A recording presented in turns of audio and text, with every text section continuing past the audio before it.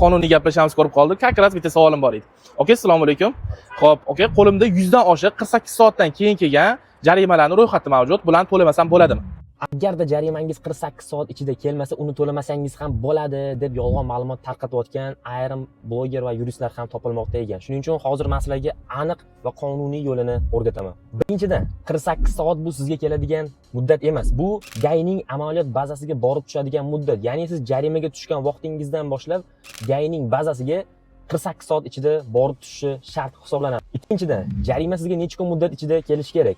Amaldagi qonunchilik bo'yicha, ya'ni Ma'muriy javobgarlik to'g'risidagi kodeksning 36-moddasiga asosan jarima qarori sizga 1 yil mobaynida kelishi mumkin. Tabiiyki savol tug'ilishi mumkin, GAIning amaliyot bazasiga 48 soatda borib tushganligini biz qayerdan bilib olishimiz mumkin?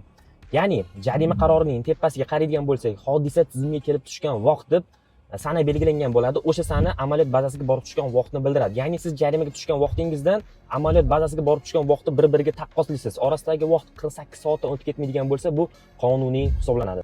Endi jarimalar 48 soatdan kech kelishi mumkinmi? Albatta mumkin. Praktikada bunaqa bo'lgan. O'sha yuqorida o'rgatganimdek solishtirib ko'rasiz. Agar 48 soatdan kech kelgan bo'lsa, uni sudga murojaat qilib bekor qildirsangiz bo'ladi.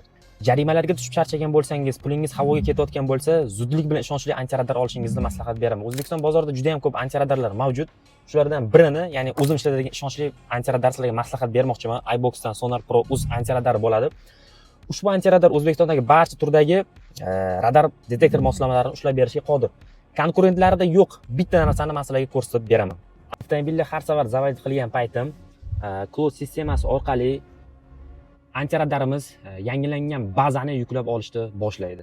Облачная система успешно подключена. Загрузка данных. Пожалуйста, подождите.